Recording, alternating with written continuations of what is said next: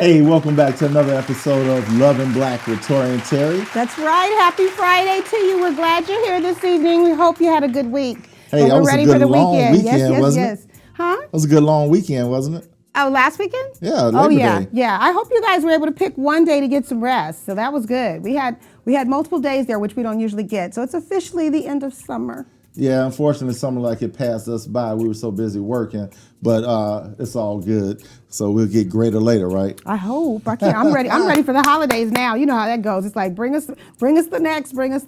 That's right. Hey, guys, we got an exciting show for you tonight. Ooh. Our topic is kind of risque. It's, does sex on the first date end or begin a potential relationship? And we're going to have our special guest, Marcus Wiley, a fabulous comedian out of Houston, Texas. He's going to chime in with us. Yes, he's here tonight, and we love Marcus. He's so funny. Those of you who have never seen him, I mean, all of us are in for a treat, but this is something that you will really, really like, and it's going to be it's a beginning for you because he's really wonderful. And for those of you who know him, get your popcorn, get ready, y'all. It's good. Yeah. So we're glad to have him this Friday night. Hey, I got a question for you.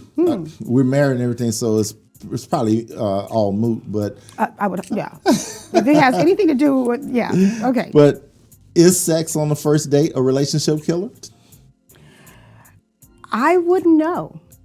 What? You heard it first from her. No, you know what? Back in my day, it's kind of weird because no matter how much I really was into the lady, if that happened on the first date, I don't know if it was me just losing respect for her or just the fact that from the old school perspective, sure, if she did it with you on the first night, she'll do it with anybody on the first night. Exactly. And I mean, I've heard, there are, I've known people that have shared and women have had these discussions and stated that, ooh, should I have? Or, I've even had people ask me, and it's like, it depends on what your intention is going in. Well, like if you were in a dry spell or something? No, not at all. Not at all. But no, what I'm saying, I mean, like I said, I wouldn't know because that's not just been a choice that I've made just for my personal reasons. But there are women that do, and there are women that are not looking for the lasting. They're just, they are just freely expressing themselves. It kind of reminds me of the 60s. I mean, they're freely expressing themselves and they're not looking for anything. I think that when there's sometimes that women do that and they want more and they're looking for more, and so they go really big and home first, and it's like you have to let the process take. Yeah, exactly. And I mean, not everybody is worthy. We're gifts. And that's right. I read something a couple days ago, well, last week actually, and it said when Muhammad Ali first saw one of his daughters in revealing clothes, he sat her down and he was like, "Hey, you got to think about who you are, because look at how God created things. So for an oyster to shell a pearl, where's the oyster located? Down deep in the ocean. Good example. Right? So you gotta go deep hunting for that. What about gold or diamonds? Exactly. You got to mine, and it takes forever to mine those diamonds. Absolutely. And also when you're looking at things like that from a spiritual perspective, where it takes time and it takes a while to work to get to those items, you should be treating your body as the same way. Well, right. And even if someone wants to take time, I mean, even if a guy wants to take time, it's about you. If it's not connecting for you, if it's not really something, I mean, because there's times, I've always said this, and I've had, I've been proposed to many times, and I'll just say that. But the bottom line That's is, too many for me. Well, I'm just saying. But the thing is that, I mean, men really put themselves out there, and they really approach me. They step to me, and that's the term we use, step to me. But the thing is that everyone that steps to you is not the one. Exactly. And so just because they even put in the work, you don't even have to let him do that. Don't even make him work if you know that it's not something that you really, really want and that you can stick with. Yeah. Well, when we come back from break, we're going to talk about is giving up the cookie on the first night. He's going there. Oh, my God, we're starting to, okay, it's dessert. Oh, my God. We'll see you guys in a moment. Be right back.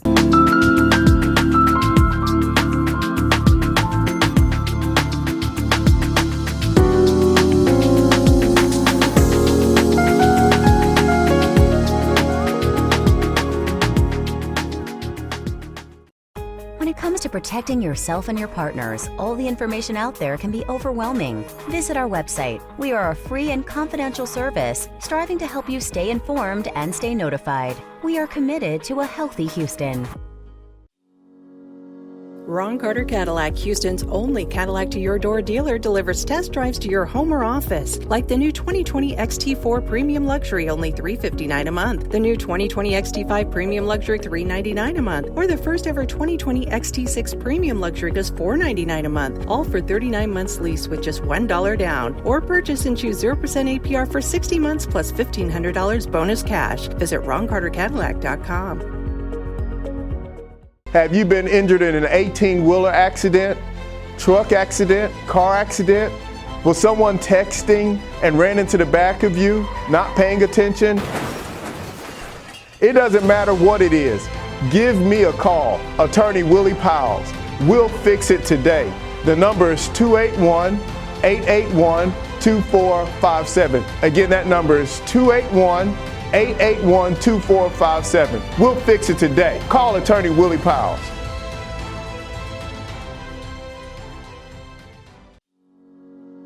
Ron Carter Cadillac, Houston's only Cadillac to your door dealer, delivers test drives to your home or office. Now purchase the new 2020 Escalade and enjoy $9,500 in total purchase allowance, plus 2.99% APR for 72 months with no payments until 2021. Or drive the 2020 Escalade for only $799 a month for 39-month lease with only $1 down. Ron Carter Cadillac. Visit RonCarterCadillac.com.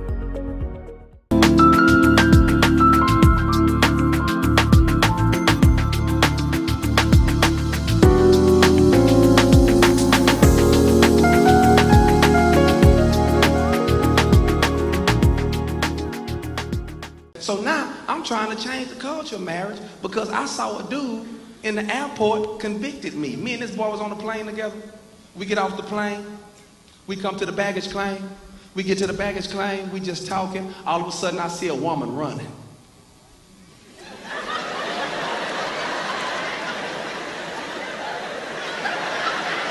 So, you know, I looked up and I was like, I'm thinking this is a chick from college and this is karma. Oh, I hope this ain't Keisha. Closer she get, I notice she not running towards me, she running towards the dude. So she run onto the dude, jump on him, wrap her legs around him, kissing him.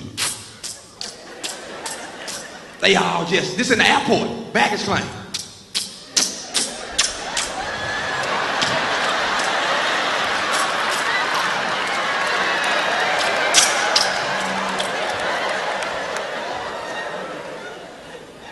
Dog, I went over to him, I said, dude, that's your little mama?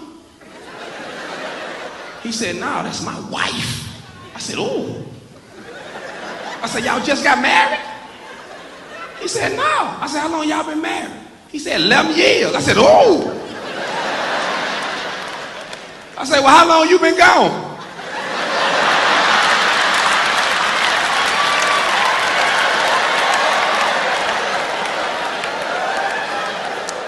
That boy said, I just left yesterday. I said, oh, God.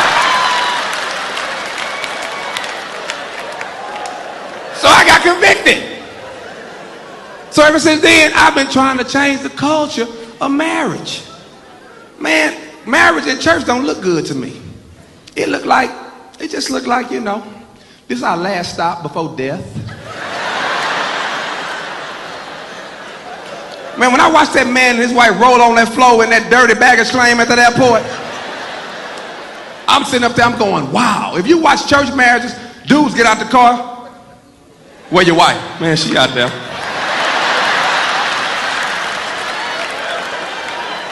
Wife all in the back. I ain't lying. So I'm trying to change the culture. In my efforts of changing the culture, I'm a bit disrespectful. I'm not trying to be, I just am. Because I'm trying to change the culture. It takes some radical change. So now when I come to church, y'all, this is how I walk in. I'm waiting on somebody to ask me, Marcus, where you been? Doing it.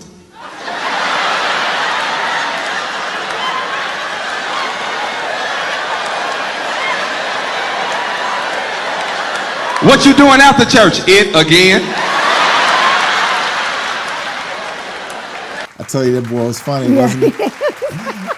Hey, welcome back from break here. Hey, without further ado, I just want to introduce this brother. He can be seen in comedy clubs. He can be seen at churches across the country. He also can be heard co-hosting with Billboard Magazine Gospel Artist of the Decade, Yolanda Adams. Ooh. So we want to introduce Marcus Wiley, Marcus D. Wiley. Yay! What's up, Marcus? Oh, good evening. Hey, what's happening? How y'all doing? We good, bro. Good. Man. It's good to have you. I know, man. Got fired up already. I heard the first segment. Man, we love that clip, you know. And I mean, we actually for our date night sometimes, since we can't go COVID, we literally lay in the bed, turn on YouTube, and we'll put in some of your clips. Screaming, laughing. Just laughing. Yeah. I think my favorite one though is the one where you and another brother were in the airport terminal, and you saw the girl running towards you. Oh my God! Hey, when you said, "Don't let this be Keisha," that was me back in the day. I was like, "Oh man, I hope this ain't something." So he totally represent. You totally represent. Yeah, people can relate. Exactly. People can relate. I love it. I think that there's so many that I have though.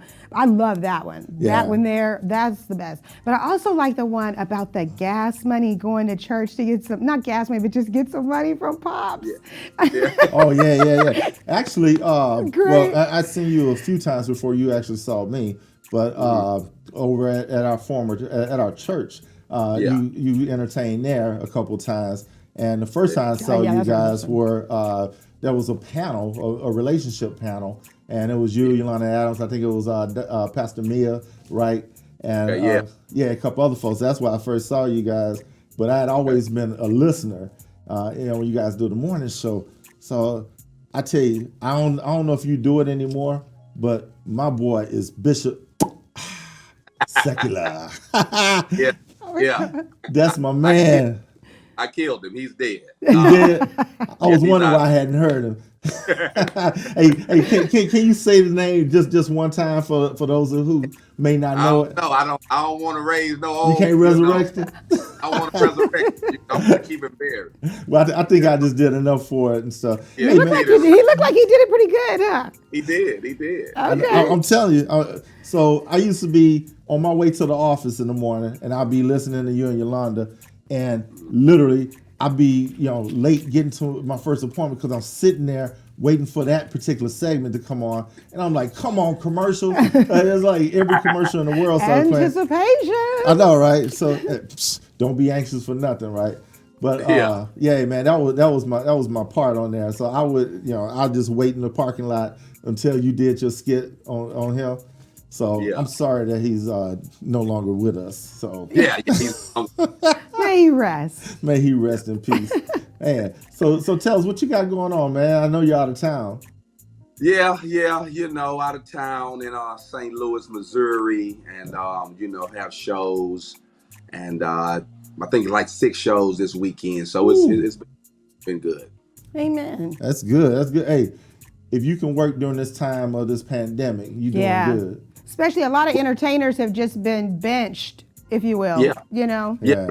But that's the thing. I've been doing a lot of Zoom shows, a lot of IG live shows, and so just to be able to see people, again, it's been good. Yeah.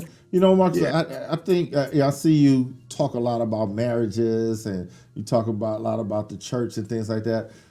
When did this all start? Were you like a kid in church, like looking around and looking at different people, going, "Man, this dude is funny," or look at Sister May over there. Look, what's she doing? What's she gonna do today? Hey, where'd you get your inspiration from? Well, actually, I'm a church boy. My dad pastor, grandfather pastor, generations. Uncle pastor. Yeah, my college legacy roommate turned to a pastor in our freshman year. I mean, I'm like, bro, we getting ready to turn up, and he turned down, and so he turned out.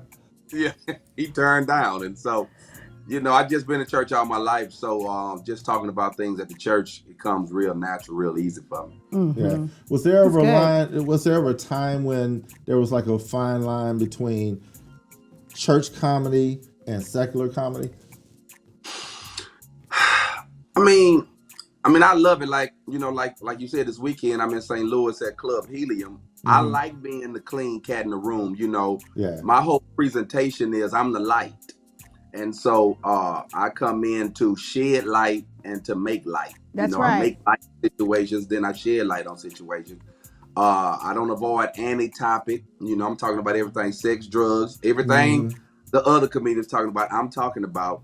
But I'm just shedding light, making it light and shedding light, put a little spin on it. But, it's all relative. Everything good. That's why I don't even like going by Christian comedian, I'm a comedian that happens to be Christian. Exactly. Exactly. Just leave it like that. Yeah. That's real. Just like we're marriage counselors that happen to be radio and television personalities, right? And that also happen to be Christian. Yeah, and also happen to be ministers. So do you ever get this from some of your not so clean colleagues? Like if they cussing, you guys are in a circle or whatever, and somebody cussing, then they look at you and say, "Oh, no disrespect, brother." You get that a lot? Well, I used to, but I know how to cuss too. And so, I may not do it as much as they do it, but I think a cuss word is needed every now and then. It just don't sound good if you break it down. I'm not a Christian that get offended by people cussing because I understand. I understand. We have to walk with everybody from where they are. Exactly. That's how we become the light and let the light in. Yeah. Hey man, even though I'm from Houston, Texas, I'm from South Park area. I know that you was in D.C. and I was in the D.C. area, Virginia, Maryland, for almost 30 years. What capacity were you there? Because you was saying something in one of your comedy shows, and I was like, I didn't know he was in D.C. Yeah, I was in D.C. from 99 to 2001. I was a producer for a show at BET called Hits from the Streets. And and so that was like my first good job out of college. And so from 99 to 2001, produced the show Hits from the Streets, and I tell you, had a time of my life up there in DC. Love DC. I remember that, That's an experience, huh? So I'm getting ready to not just date myself, but I'm gonna have to put some some disclaimer around this. So you was talking about your boys and the chicken wings at the strip clubs, right? And I'm like, okay, so either he was at the P House, which is, I didn't really want to say it, but oh my God. Were you at the Penthouse? Were you at Skylark? Where were you? Okay, so we're giving shout outs now. Oh, I didn't know we were giving those kind of shout outs, ladies. Ladies, you hear the shout outs, the subtle shout outs. Okay. But I'm just going to say it was around U Street. Around U Street? I know the one. I know the one. I know the one. Let them look us up. Let them look us up if they want to advertise. Okay, but no. You heard what I said, Marcus, right? I said, what's up, Star? But anyway. We'll see. So we was in the same stomping grounds, Howard University and all that. Yeah, Bison. Which one's the real HU? We always used to say. But anyway, man, I remember that. I remember that BET show and everything. And I had a couple people that actually worked at BET during that time span. So, but if I had known then, man, I would have been checking you out then. But you were just producing. You weren't on screen, right? No, I wasn't on screen. I was behind the scenes. But that is what kind of let me know that I could probably go into the comedy, because I would write for the start of the show and people would be laughing, and I would be thinking, man, that's my stuff. Right. I wrote that, and so, that was kind of like preparing me for this comedy. Yeah. That's move the middleman out the way, huh? Exactly. Yeah. Let me get some. Exactly. Hey, you think BET ever gonna get back to, that was the only glory days that that I figured they had, because they had some other stuff, and I remember BET from way back, and when they used to do a few videos, and then the rest of the night it would be infomercials and they all contain In church. the other brother instead of our brother. You know what I mean? You remember that? I remember that. That's how BET used to be. Oh, I know. I'm dating myself too. I do recall. So, hey, tell us, what is Bathtubs and Bibles Oh, all about? yeah. So Bathtubs and Bibles, that's my 15th recording. That was my last recording. I actually recorded it March 15th, the day before the pandemic, the shutdown came. Okay. Wow. It was supposed to be this, it's really good material, but I was just, Bathtubs and Bibles came from church folk needing to learn how to relax. So I use bathtubs, like a metaphor. Back in the day, people would take baths to relax. Yep. So kind of like just saying, if you're a Christian, if you're a churchgoer, you're a follower of Christ, man, when you read this Bible, relax. Stop being so stop being uptight and stiff. Relax. Just relax. And so just a bunch of stories, a bunch of material around that. Yeah. And so. Hey, we couldn't take any showers back in the day. If you was a kid, you had to take a bath. There wasn't no shower taking. And I remember you saying, hey, don't let all that water out, right? Yeah. But he was talking about the kids and his cousins coming over and everybody sharing the same bath water. Yeah. I was telling my wife that I said, hey, we used to use the Palmolive or whatever, and you just can't jump out of there and hit the floor because you're going to really hit the floor because that stuff used to make you slick. No Mr. Bubbles, huh? Mr. Bubbles wasn't happening. We couldn't afford Mr. Bubbles back before in the day. Mr. Bubbles, okay. No, we had the dishwashing liquid to make the bubbles. So funny. I know, right? So anyway, hey, we always do. Our topic of the day is does sex on the first date either begin or kills the relationship, right? So what are your thoughts on that before we get into the letter? I believe no, the sex on first date does not kill a relationship. I think it's how you act afterwards. Ooh. That's what kills it. Yeah. I actually have a young lady who I thought I was gonna marry, that I met in college. We went out and she gave it up on the first date. To yours truly, amen. I was living the prodigal life. I was get my fan. She gotta get her fan. Get my fan. Get a little hot in here. On real talk, it is. And so, and here was the thing though. Gave it to me, and I was shocked because I didn't pin her to be that type of young lady. Mm-hmm. And so when she gave it to me, I was like, "Ooh, all right." So we went out again, and I'm thinking expectations is gonna be the same.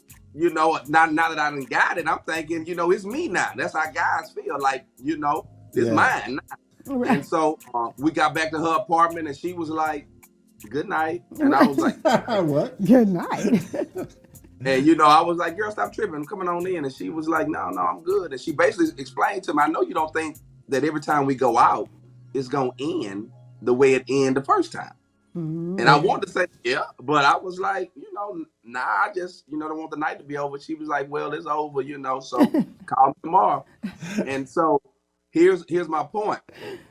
Every time we went out, because I did not know what was gonna happen, I treated her like it was a prom date, like every night, because she kept me off balance. Sure. Yeah.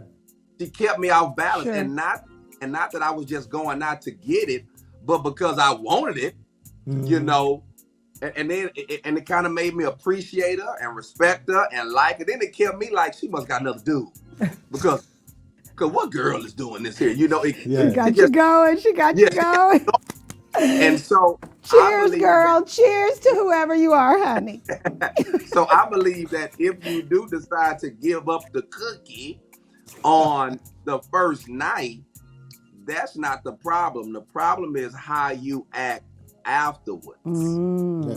So interesting. That's an interesting point. And especially coming from males. I mean, because all the women want to know, those of you women out there that have been wondering this and that are still in the dating field, you got it from Marcus Wiley. So, all right. Yeah. But you know what? I got a whole different take on that though, right?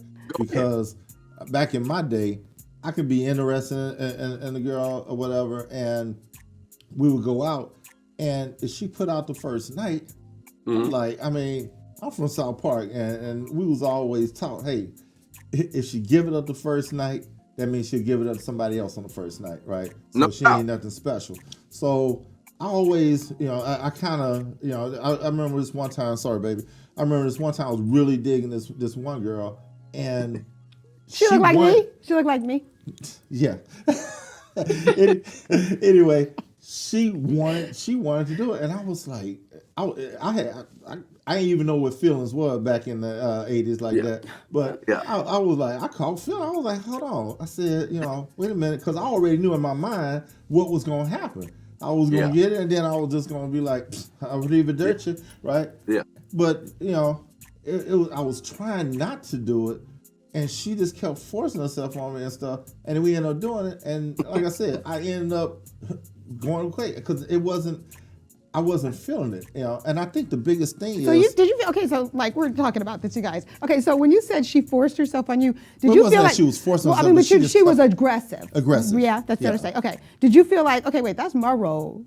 Like, do you feel like she was kind of getting ready to maul you? You know it's what? Like, that's my role as the guy. You're out of line, out of order. I think that's why I was getting ready to go with this, because we like the thrill of the chase. We like the thrill of the hunt, right?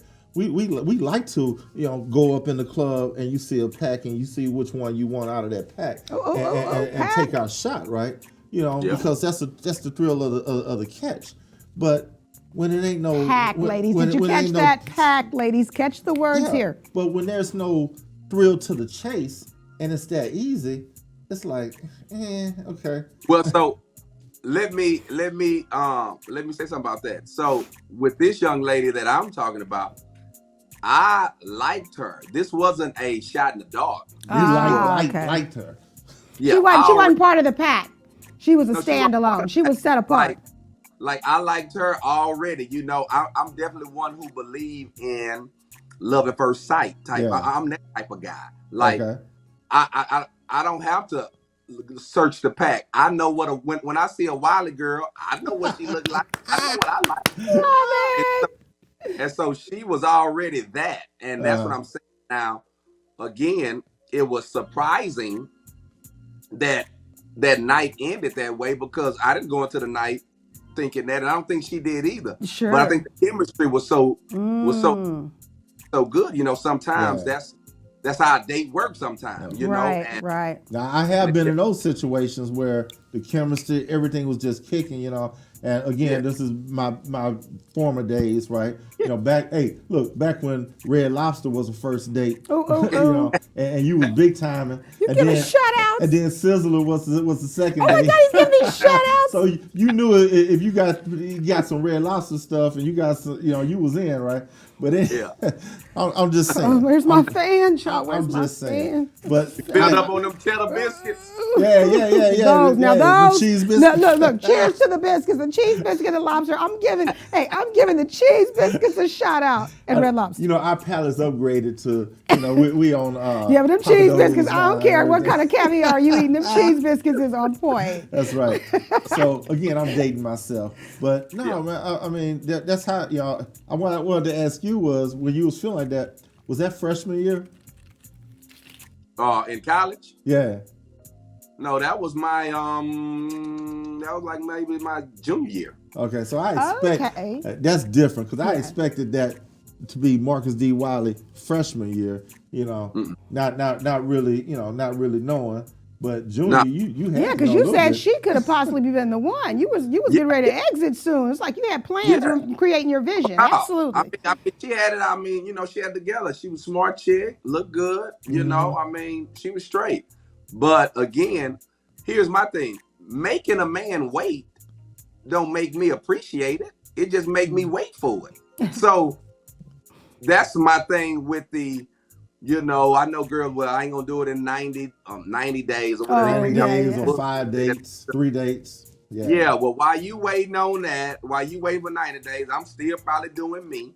Exactly. And then, is the 90 days up? Good. Exactly. Because now you don't have me focused on you. You have me focused on your timeline. Yep. And that's, you know, so Yeah, And that look, I, because you know, there's plenty yeah. more at the classics where she came from. Right? no Well, you doubt. know, if I may add a little something as a woman, let me just please. Women, if you are out there dating and saying, oh no, you know, at the first you getting everything all set up and you go out and you having a good time and the topic comes up and you just stayed off the top, I believe in 90 days, you'll have to wait 90 days. Don't lead with that. Don't. If that's how you feel, that's how you feel. But that's not something that you have to speak.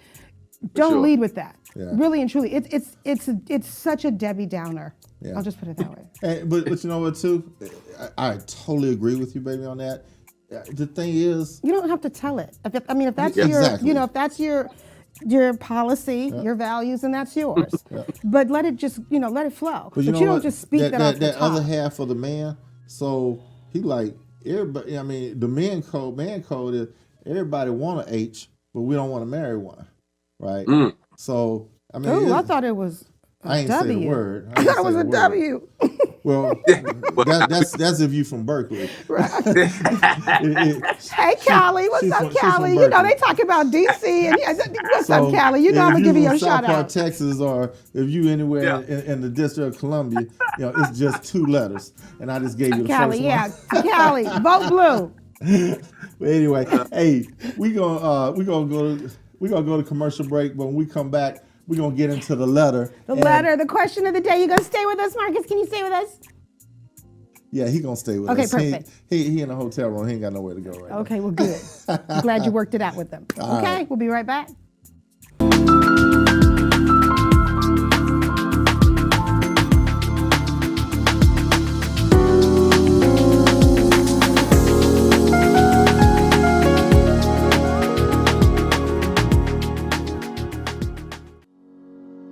Ron Carter Cadillac, Houston's only Cadillac to your door dealer, delivers test drives to your home or office, like the new 2020 XT4 Premium Luxury, only $359 a month, the new 2020 XT5 Premium Luxury, $399 a month, or the first ever 2020 XT6 Premium Luxury, just $499 a month, all for 39 months lease with just $1 down, or purchase and choose 0% APR for 60 months plus $1,500 bonus cash. Visit RonCarterCadillac.com. When it comes to protecting yourself and your partners, all the information out there can be overwhelming. Visit our website. We are a free and confidential service striving to help you stay informed and stay notified. We are committed to a healthy Houston. Ron Carter Cadillac, Houston's only Cadillac to your door dealer, delivers test drives to your home or office. Now purchase the new 2020 Escalade and enjoy $9,500 in total purchase allowance, plus 2.99% APR for 72 months with no payments until 2021. Or drive the 2020 Escalade for only $799 a month for 39-month lease with only $1 down. Ron Carter Cadillac. Visit RonCarterCadillac.com.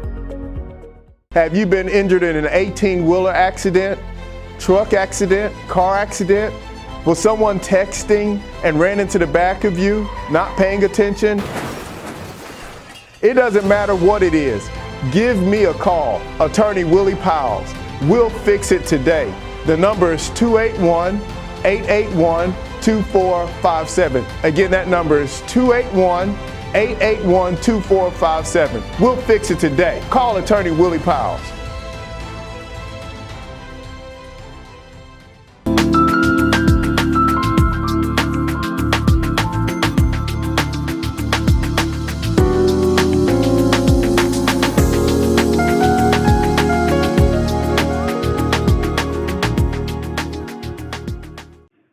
Married people get to do it guilt-free. Watch this here. We get to do it and don't have to come to church Sunday talking about, I give myself away. I give myself away. So you can use me. I give myself away.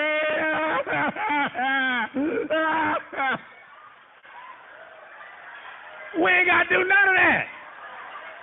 We just come right in, I told you that boy was funny, man. So funny. Yeah. So, hey, Marcus, we're gonna, as we do always on the show, we got a letter from one of our audience members, and normally we get them from females all the time, but every once in a while we get a few guys, right? So this particular guy said, "Dear Tory and Terry, I have a question. Do you think that having sex on the first date kills or enhances the potential relationship? I'm a 34-year-old single man that is on the dating scene.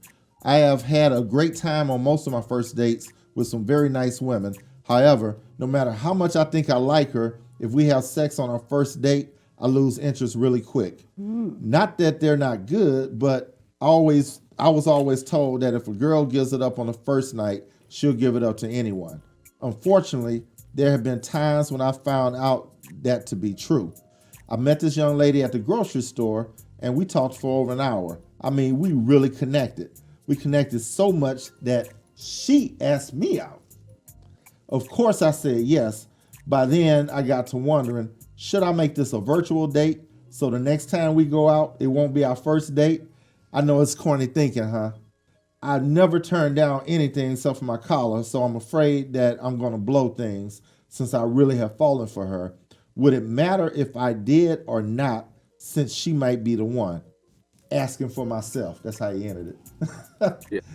Yeah. So I think brother man might be from South Park too, because he hit the same points that I was always taught and heard of. Right. And hold on, let me put another disclaimer on here. Not that was good advice. All right? Yeah. Exactly. So knowing what I know now, being a minister at all, definitely not always good advice there. What you got, man?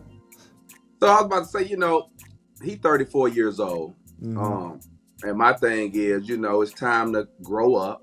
Yeah. And I don't mean that in a condescending, condescending way, but some of the things that we were taught, like you were saying, Tory, things we heard growing up, they wasn't always good advice. It wasn't always right. It was just, it sounded fly and stuff like that. But, a lot of people probably have missed out on their opportunity for love listening to some old backwoods advice, some old hood advice. That we got. Hood advice. Yeah, some hood advice. Not good advice, hood advice. Yeah. And I like that. If I'm 34 years old, bro, I'm gonna tell you right now. I know they're always talking about how the clock ticking on women. Clock ticking on you too, homie. Exactly. And my thing is, when I go around on these relationship panels talking, I always tell them that hospitals don't respect, that HO that you was talking about. Okay. Only gave the first letter, but okay. Or the W. Or the W for my people in Cali, the W. The vowel on it. Dude. And so, I mean, he getting of age, and now, things, something happened to you, cuz, bro, they don't respect girlfriends and side pieces. They want to know who's next of kin. And so, it's time I love this. put all those little idioms that you've heard as a kid to the side, and you get you a good woman, regardless if you got some flaws and some whatever. Hey, come on, she good. You better clamp on to her. That's right. Hey, look, we talk about isms and hood advice. My grandmother gave me something that always stuck with me. Oh gosh, here we go. Nana's got something. It's a Nana moment. Yeah, it was a Nana moment. And those of you that know my Nana, she would say anything out of her mouth. But when she told me, what you doing coming home so late? Because ain't nothing open this late at night except for hospitals and legs, right? Yeah. Nana, cheers to Nana. Yeah. And Nana's partly right. I mean, she's partly right. Yeah. Hospitals and legs, that's the only thing open at 3 a.m. I don't get it, you guys. I mean, what is everybody, and like you were saying, Marcus, about the time ticking, the clock ticking or whatever. Yeah. I think that people are really stuck on that. What will be, will be. I mean, this is my advice. I said it on one of our other shows before. What about just going out and having a good time? Why all this thinking about the long term right now and just enjoy the moment and let things be what they're going to be, because they're going to be anyway. Well, baby, you know what? And we do relationship counseling, so we already know that you got some women out there that they're looking to settle down. Right, but that's not be anxious for nothing. So it's like, okay, so you don't want to waste your time. But this is the thing. This is the good news. Spread the good news. You don't have to just go out with one. You can go out and be friends with people and then let them step to you and how it's going to grow. Just like you said, it was chemistry. Let it develop naturally, but don't as soon as you see a guy or a guy approaches you, ask for your number, you didn't already gone to the finish line. We're going to have 2 kids. They're going to look like my mother. No, they're going to have green eyes like my brother. What? Yeah, I'm leaving her at Red Lobster. Well, they got a word for it. It's called thirsty. Yep. Yeah. In quotes. It started with the woman at the well. She was thirsty. Ooh. And so you gonna give a sermon right now? Is a sermon? No, I'm not giving a sermon, but I'm just saying it's just one of these things to where, if we're talking about ladies, a lot of the ladies, and and I feel them to a certain extent, man, they ready to have, a whole life, with the husband, with the kids, and with whatnot. Yeah, and sometimes the fellas, it take us a minute to get on that ship because the land is bountiful for the fellas. I mean, the overflow. The land is flowing with milk and honey. And honeys. And honey. Hey, I can take it back to Genesis like that too. God did say, be fruitful and multiply. So He did. But I don't think he meant it like that though. No, not without being married or whatnot. But I just feel like you shouldn't be anxious because what is for you it's already been written. It's already ordained. Just, relax a little. Like you said, the bathtub and Bibles, just relax a little. Because, the anxiety can have you making some wrong choices. I mean, be sure you're sure. That's all. That's my tip, Yep. But so what I would tell the guy in this letter here is, man, you got to have some sort of self-control yourself. If you really like this woman and she asks you out, why is your mind automatically going to the bedroom? So it doesn't have to be like that. And I hope by the time that, we had an opportunity to pull this letter up, I hope he had already made a righteous decision. Write us back. If he really liked her so much. But my point is that at 34 years old, I know that was my maturation point. And I said this many times before. I was doing stupid stuff, and then, it wasn't until 34 that I had that epiphany, like aha moment. That aha moment, like, man, you too old for this stuff, Yeah. And I had mine at 24. Ooh, that's early. God got with you quick. Yeah. Yeah. That's good. That makes up for a lot of lost time. Man, college, when I tell you college was just, oh man. Give a shout out to your college. Tell them where you went. Oh, I went to the Texas Southern University. All right now, TSU. Right there, yeah. I had to come back and represent. Yeah, and you do. Hey, do you still teach? I haven't taught since 2016. Okay. That came that did not know me, and I ain't been over there since 2016. Wow. Yeah, I used to hear it all the time. Professor Marcus D. Wiley. Oh, I like that. That sounds great. Great ring. Yeah.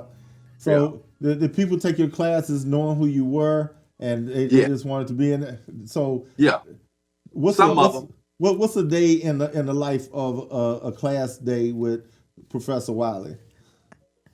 Well, my class was it was just like my comedy. It's purpose driven.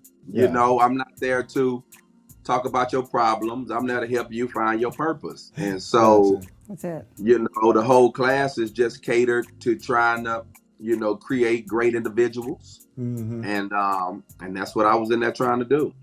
That's wonderful. That's really rich.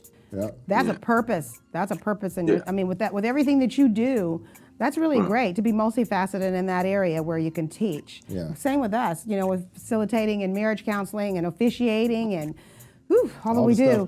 It's all about teaching. We call it edutainment, so that would be perfect for you. It's edutainment, so that's awesome. Yep.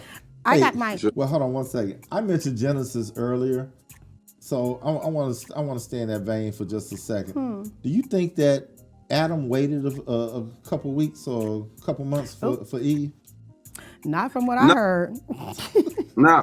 We don't Not know what the I time. read. Not what I from what I read. Well, I God doubt never it. specifically put a timeline in Genesis. Well, God had him wait to have her What made. you say? Now, well, the thing about it, also Adam didn't wait to fall in love either. You know, that's the biggest misconception that a lot of the singles deal with. They trying to fall in love. That's a good You know, point. Yeah. God said he just hooked him up. You know, now he ain't hooking folk up that way in the same facet, but he just hooked him up with somebody who could be by his side, who can help him. You know, so it's not like the perfect person; it's the right person. That's right. Ooh, that's good. Say that's. Oh yes. You know, we looking for the perfect person instead of the right person, and the right person, watch this, have flaws. I mean, the Yes. right person, Everybody. have a past. The Yes. right Everybody. person, you know, make error, and Yep. so, you know, but they still the right person, and so we got to get off this perfect thing, Yeah. you know, and look for the right. Hey, you know, when I hear people say that God brought us together, you know, this is my soulmate, you know, God intended for this to be married. The thing is that God set the stage, right? Because if we think that God told us to marry this particular person, then there's no free will, right? Yeah, So that's all. I believe God has set the stage for two people that he already know the end from the, you know, in the beginning anyway, but it still allows us to make that choice, you know, if we're going to choose this person or not. Right? Yeah, it's just like choosing him. It's just like choosing a life in him. That's what I would see it too. Yeah. Yeah, I do a joke on stage about this. Do you? You know, yeah. I have I've been working on my marriage. I do a lot of marriage shows, and so I have a new marriage show called Recidivism. I haven't recorded it yet, but I'm working on the material right now. That's and one of the big things about recidivism, you know, I think by definition is a convicted felon who commits the same crime again. Over and over again. Yeah. And kind of using it from the aspect of you know, it's like a relapse. Okay, this person relapse. Yeah. And God, who married to us, the church, he married somebody who he knew would relapse. Yeah. That's great. Yep. That's great. We look for people who we think The perfect backsliders. that ain't gonna relapse. Soulmate. Yeah. But That's good. so I look for people, you know, he already went into this marriage knowing they gonna relapse. Yeah. Wow, Right. That's great. And so here's my thing. In this particular project, I'm talking about folk who want God to pick them somebody. Like, you've been doing all the picking. Yeah. Okay, ladies pick that hair, they pick that outfit. You know, guys pick the car, they pick them shoes. And now when it's time for you to pick your person you want to be with, you want to, Lord, help me. You didn't ask God for no other help and no other picking. And so my point is, I don't think God really care who you marry. But I think he know whoever you marry, you're going to need him to make it. Exactly. That's right. Exactly. That's it. That's it. That's all. You said it. You said you think that he, you know, that's the truth. Yeah. That is the truth. And my wife and I, we definitely believe in a covenantal relationship with God. And matter of fact, when we're doing our counseling, you know, we tell everyone, hey, it's you, and God. That's your 3-strand cord. And people, they don't get it until they're seeing us. You know, and you know, Praise God for that, though. Praise God, yeah. It keeps us in the land of milk and honey. So, Oh my gosh, it's a blessing to use our gift. it is. It truly is. For sure. So anyway, you got some. Yes, I do. Okay, so we're going to do our thing. So, okay, Marcus, I want to give our audience an opportunity to kind of get to know you a little bit more. You know, just the man behind the name, Marcus D. Wiley. You ready? All right. Okay. I'm ready. Well, first of all, let me just congratulate you on your beautiful family.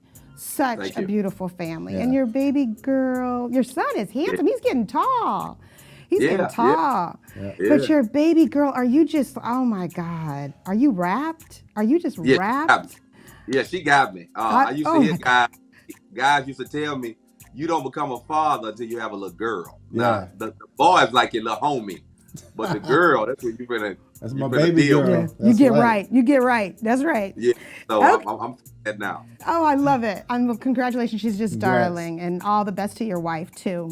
So check it out. Oftentimes comedians, will bring in, it's known that they'll bring in a family member, for their storytelling, which makes for great storytelling. We've heard it with Bernie Mac and, his sister's kids, and then you had Charlie, Eddie Murphy with his Uncle Charlie. So there's different ones. And so I wanted to ask you, because you speak of your dad, now that you are a father, do you see are you like, oh my God, it's official, I am my dad? Do you see any of the qualities that now you represent?